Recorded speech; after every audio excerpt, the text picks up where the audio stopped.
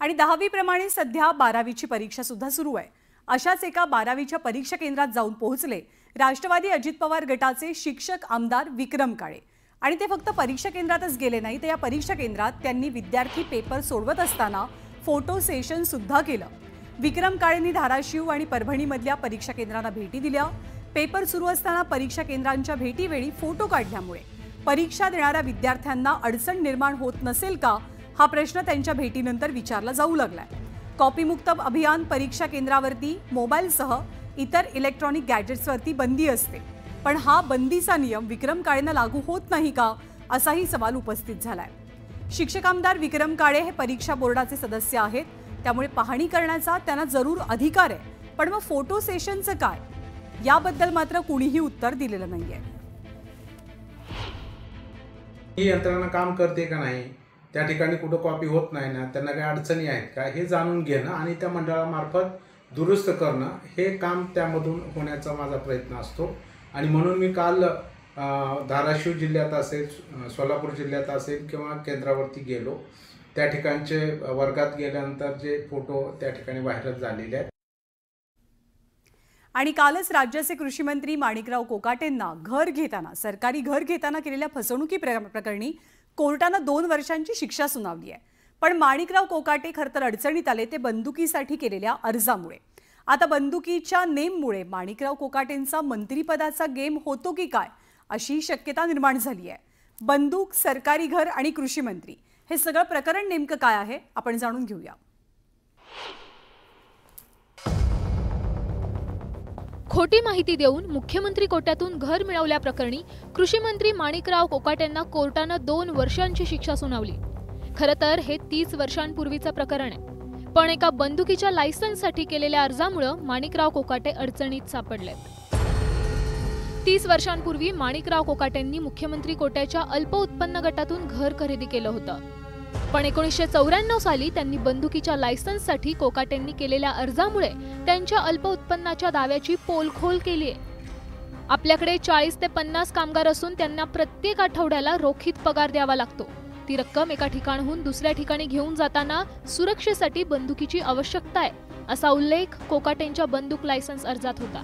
आणि हाच उल्लेख कोकाटेंना कोर्टात दोषी ठरवण्यासाठी कारणीभूत ठरला।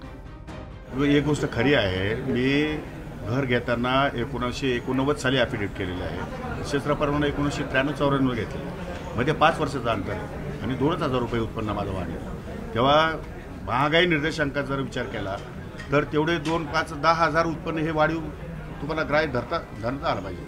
परंतु आता त्या काही गोष्टी रेकॉर्डवर न आल्यामुळे त्या ठिकाणी गैरसमजापोटी काही गोष्टी झाल्या असतील, परंतु तो न्यायालयाचा अधिकार आहे। 30 वर्षांपूर्वी माणिकराव कोकाटेंनी मुख्यमंत्री कोट्याच्या अल्प उत्पन्न गटातून घर खरेदी केलं होतं, पण दिवंगत तुकाराम दिघोळेंनी कोकाटेंच्या उत्पन्नावर सवाल उपस्थित करत जिल्हा प्रशासनाकडे तक्रार केली होती। कोकाटेंनी उत्पन्नाविषयी खोटी माहिती देऊन सरकारी कोट्यातून घर मिळवल्याचं चौकशीत उघड झालं होतं। त्यावर आता कोर्टानं शिक्कामोर्तब केलाय, पण कोर्टाच्या या निकालामुळे कोकाटेंच्या मंत्रिपदावर गंडांतर आलंय। Bureau report, news 18 Lokmat. पण कृषी मंत्री माणिकराव कोकाटेंच्या शिक्षा प्रकरणामध्ये एक नवा ट्विस्ट येतोय।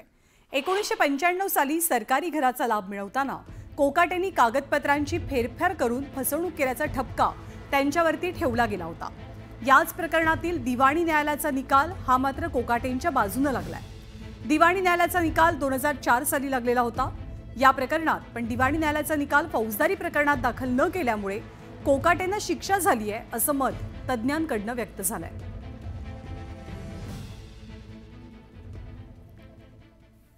पुढची बातमी छावा सिनेमाच्या वादासंदर्भातली आहे।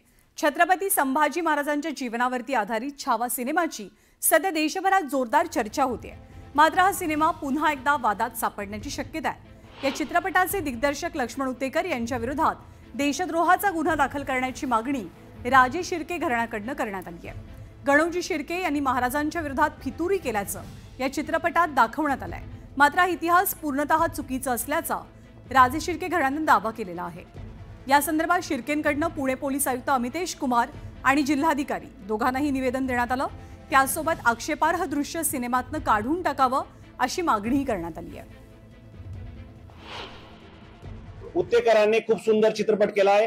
आमचा चित्रपटाला विरोध नाहीये, परंतु उत्तेकरांनी जे काल्पनिक खलनायक निर्माण केलाय, सिनेमॅटिक लिबर्टीच्या नावाखाली जे आमचा अन्याय केलाय तो थांबवा. राजेश शिर्के यांची बदनामी लवकरात लवकर थांबावी, अन्यथा राजेश शिर्के परिवार संपूर्ण आमचे आप्तेष्ट, आमचे नातेवाईक, मालुसरे असू, मोहिते असू, बाकीचे सगळे ए टू झेड, म्हणजे जेवढे काही आमचे नातेसंबंध असतील सर्व राजकारणातले सगळे एकत्र येऊन आम्ही आंदोलनात उभं राहणार आहोत आणि आम्ही न्याय मागणार आहोत. आमचा त्यांना विरोध नाहीये, फक्त आमच्या बदनामीला आमचा विरोध आहे, एवढंच माझं म्हणणं. या सगळ्या संदर्भात इतिहास संशोधक इंद्रजित सावंत यांनी काय टिप्पणी केली आहे जाणून घेऊया. या सिनेमामध्ये दोन गोष्टी खूप आक्षेपार्ह दाखवलेल्या आहेत. सोयराबाई साहेबांचं जे आहे ते पत्र लिहितात आणि संभाजी महाराजांचा अध्याय संपवा हे सांगतात अकबराला, तो एक आहे. आणि दुसरा मुख्य आक्षेप असा आहे की गणोजी शिर्के आणि त्यांचे भाऊ ही दोघं जण शेख निजाम मुकरब खान याला कोल्हापूर ते संगमेश्वरचा रस्ता दाखवतात आणि स्वतः लीड करतात त्या शेख निजाम मुकरब खानाला. याच्या संदर्भात कुठलाही ऐतिहासिक साधा एक ओळीचा पुरावा सुद्धा उपलब्ध नाही. असेल तर तो त्या दिग्दर्शकांनी किंवा सिनेमाच्या लेखकांनी, इतिहास सल्लागारांनी दाखवावा. आणि आज देशाचे पंतप्रधान नरेंद्र मोदी आणि शरद पवार हे राजकारणातले दोन धुरंधर एकत्र आले होते आणि अर्थातच त्याची राजकीय वर्तुळात जोरदार चर्चाही झाली. दिल्लीतल्या मराठी साहित्य संमेलनाच्या उद्घाटन प्रसंगी या दोघांमधल्या केमिस्ट्रीची जोरदार चर्चा रंगली. पंतप्रधान मोदींच्या हस्ते साहित्य संमेलनाच्या कार्यक्रमाचं दीपप्रज्वलन केलं जाणार होतं. यावेळेला मोदींनी शरद पवारांना आवर्जून पुढे बोलावलं, त्यांचा हात धरला आणि मग दीपप्रज्वलन केलं. त्यानंतर दोनही नेते व्यासपीठावर अगदी शेजारी शेजारी बसले. दोघांमध्ये चर्चाही रंगल्याचं दृश्य महाराष्ट्रानं पाहिलं. तर शरद पवारांचं भाषण संपल्यावर ते पुन्हा आपल्या जागी बसण्यासाठी परत आले. यावेळी पवारांना बसण्यासाठी पंतप्रधान मोदींनी खुर्ची पुढे केली, त्यांना काहीसा आधार दिला आणि नंतर टेबलावरच्या बाटलीतलं पाणी ग्लासात ओतलं आणि पवारांना पाणी पिण्यासाठी ग्लास पुढेही केला. या तीन दृश्यांमुळे आणि या कृतीमुळे राजकीय वर्तुळात वेगवेगळ्या चर्चाही रंगू लागल्यात.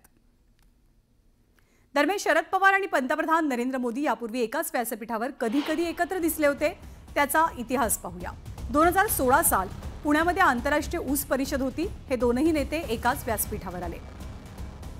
1 ऑगस्ट 2024ला गेल्याच वर्षी लोकमान्य टिळक राष्ट्रीय पुरस्काराच्या निमित्तानं या दोन नेत्यांनी एकाच व्यासपीठावर हजेरी लावलेली.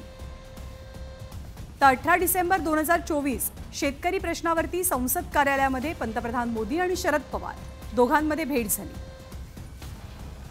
तर आज अखिल भारतीय मराठी साहित्य संमेलनाच्या व्यासपीठावरती सुद्धा पंतप्रधान मोदी आणि राष्ट्रवादीचे सर्वेसर्वा शरद पवार एकत्र पाहायला मिळाले. तर अखिल भारतीय मराठी साहित्य संमेलनाला आजपासून सुरुवात झाली आहे. अध्यक्षीय भाषणाच्या वेळेला डॉक्टर तारा भवाळकर यांनी कुणाचंही नाव न घेता अनेकांना शाल जोडीतनं लगावल्यात. त्या काय म्हणाल्या आपण पाहूया. मराठी भाषा जी टिकवली ती संतांनी टिकवली. भाषा ही प्रत्यक्ष जीवनात असावी लागते, कारण भाषा ही एक जैविक अशी गोष्ट आहे, जिवंत. जर भाषा बोलली तर ती जिवंत राहते, नुसती पुस्तकातनं आणि ग्रंथातनं ती जिवंत राहत नाही. म्हणून भाषा ही जैविक आहे आणि महाराष्ट्राला सातत्याने पांडुरंगाचं स्मरण मराठीतनं करायला लावणारी ही भाषा संतांनी जिवंत ठेवली आमच्या. आजही जगाच्या पाठीवर कुठे हिंडत असलो, आणखीन मराठी शब्द ऐकायला आला तर आपण चमकून बघायला लागतो. तुम्ही नागपूरचे का? तुम्ही महाराष्ट्रातले का? तर हे भाषेचं आपलेपण निर्माण करणारी, भाषा ही जोडणारी गोष्ट असायला पाहिजे, तोडणारी नाही. आणि आज ज्याला आम्ही पुरोगामी म्हणतो आणि कोणी कोणी उपहासाने पुरोगामी म्हणतात, ते पुरोगामी काही म्हणू देत, पण खरोखरच आमचे संत हे पुरोगामी आहेत. त्याचे उदाहरणं जात पात पक्ष पंथ स्त्री पुरुष भेदाच्या पलीकडे. त्यामुळे स्त्री अध्यक्ष झाली हा महत्वाचा मुद्दा नाही, गुणवत्ता हा महत्वाचा मुद्दा आहे.